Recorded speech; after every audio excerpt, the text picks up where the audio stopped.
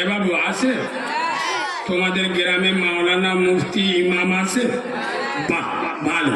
আচ্ছা, তোমাদের গ্রামে হাফেজ মাওলানা ইমাম মুফতি এরা বলে আব্বা নামাজ পড়বে, নামাজ কবরের বাতি হবে, রোজা করবে, টাকা থাকলে দান দেবে, বাম্মার ভাত দেবে, বড়দের সম্মান করবে, বন্ধন লোন, গ্রুপ লোন, খাজনে, লটারি টিকিট কার্ড। আমাদের জন জন মধ্যরা বিসমিল্লা বলে লটারি টিকিট কেটে চুমো কাটছে। আল্লাহ একবার দিস দিস, 2 বছর ধরে কাটতেছি আল্লাহর কি। সে করিমের বেডার পড়লে, ছাত্তারের বেডার পড়লে, আল্লাহ আমার কি একবার দেখতে পাও না? 2 বছর হয়ে গেল, একবারও মোটে পড়ে। এরা মাল আসে না নেই? আসে না নেই? আচ্ছা, গ্রামের আলেম মাওলানারা বারণ করে, কথা বলে না? করে, বলে মদ খাস নে, সুদ খাস নে, জেনা করিস নে, এগুলো বারণ করে না? করে না? আচ্ছা, বলে আমাকে স্পেশাল করে ডায়মন্ড হারবার সংগ্রামপুর থেকে এত টাকা দিয়ে ভাড়া করে নিয়ে এসছেন কেন? আমি কি বলবো? গোপাল ভাঁড়ের গল্প শোনাবো না রবীন্দ্রনাথের জীবনী বলবো? এ কথা বলে না? না আমি এখানে এসে বলবো মাঝের পাড়ার লোকেরা এত বড় জলসা দিচ্ছ, আল্লাহ তোদের 1 মাসে নামাজ ছুটি দেবে, এরম বলবো? আমি বলবো যে আল্লাহ তোমাদের 1 সপ্তাহের জন্য বন্ধন লোন, গরুগুলো হালাল করে দিয়েছে জম্মের খাওয়া খেলে, এরম বলবো? বলবো না। তাহলে গ্রামের হাফেজ মাওলানা ইমামেরা যেটাই বলে আমি সেটাই বলবো। সেইটা শোনার জন্য এরা এত টাকা খরচ করে জলসা দেয়। তার মানে এ জাতি কত বোকায় পরিণত হয়েছে, বুঝতে পারছেন? এ বাবু, তোমাদের গ্রামে ডাক্তার আছে, ভালো করে শোনে, তোমাদের গ্রামে ডাক্তার আছে, তা থাকা সত্ত্বেও কলকাতা থেকে ডাক্তার ভাড়া করে আনছেন, তাহলে বুঝতে হবে রোগীর কন্ডিশন মোটে ভালো। কথা বুঝতে পারুন? গ্রামে ডাক্তার আছে, গ্রামে ডাক্তার থাকা সত্ত্বেও যদি কলকাতা থেকে ডাক্তার ভাড়া করে আনতে হয়, তাহলে বুঝতে হবে রোগীর কন্ডিশন মোটে ভালো নয়। কলকাতার ডাক্তার এসে কি করবে? কথা বলে না? কি করবে? ছিঁড়বে, আরে কাটবে, অপারেশন করবে। এখন ওর ছেলে মেয়েরা অপারেশন করলে রক্ত বেরোবে না? বেরোবে না? ওর ছেলে মেয়েরা যদি কাঁদে, আমার বাপটার মেরে ফেল দিচ্ছে, রক্ত বেরোচ্ছে রে, আগো ডাক্তার কাটা বন্ধ করবে? কথা বলে না? কাটা বন্ধ?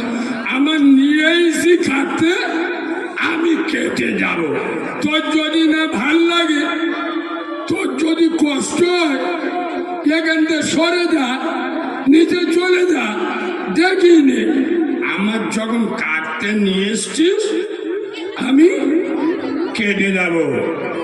এই মাঝের পাড়ার মুসলমানের ছানারা, মুসলমানের বাচ্চারা, কান খুলে শুনে নাও, তোমাদের গ্রামে হাফেজ আছে, মাওলানা আছে, মুফতি আছে, ইমাম আছে, তা থাকা সত্ত্বেও আমাকে 10,000 টাকা দিয়ে ভাড়া করে নিয়ে এসছো। আমি কি করব? মদখোর, সুদখোর, গাঁজাখোর, পাত্তাখোর, চুল্লুখোর, বেনামাজি, বেরোজগার, বাম্মার ভাত দেয় না, বন্ধন লোন, গ্রুপ লোন খায়, নামাজ ছেড়ে দিয়ে ফ্রি ফায়ার খেলে, লটারির টিকিট কাটে, এক ধাতে কারোর মাথার অপারেশন করব, কারোর বুকের অপারেশন করব, কারোর পেটের অপারেশন চলবে, তোর যদি না ভাল লাগে এখান থেকে উঠে চলে যাবি। কথা বুঝতে পারছো না? আমার নিয়েছে অপারেশন করতে, আমি অপারেশন করব না? কথা বলে না? যে সমস্ত মুসলমানের ছানারা 40 বছর জলসা শুনে এখন মাথায় টুপি দেয় না, 30 বছর তবলিগ জামাতে গিয়ে এখন মুখে দাড়ি রাখে না, প্রতি মাসে 3 দিন জামাতে গিয়ে ওর বাড়ির মেয়েরা এখন বন্দোলন গুরুগুলন ছাড়ে না, বছরে জলসা শুনে এখন সুদ খাওয়া ছাড়ে না, প্রতি বছরে 1 চিল্লায় জামাতে গিয়ে এখন বাম্মার ভাব দেয় না, প্রতি বছর জলসা দিয়ে 5 ওয়াক্ত নামাজ পড়ে না। এরা কাউরা ছানা হবে, মুসির ছানা হবে, মুনাফিকের বাচ্চা হবে, মুসলমানের বাচ্চা হতে পারে না। চাচার 60 বছর বয়স হয়ে গেল, এখন যদি নামাজ না পড়ে কখন পড়বে? কথা বলে না? এক ঠিক ধরে কবরে গিয়ে পড়বে। আব্বা শোনেন, নামাজ না পড়লে গুনাহ হবে, নামাজ না পড়লে জাহান্নামে যেতে হবে।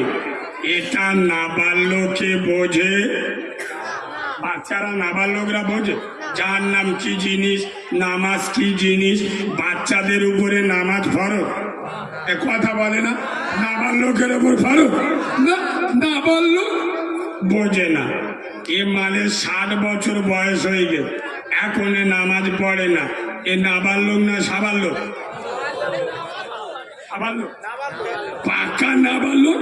তোর মতো নাবালক বিয়ে করে 6টা এড়ে গরু জন্ম দিবি কি করে রে? তোর লজ্জা শরম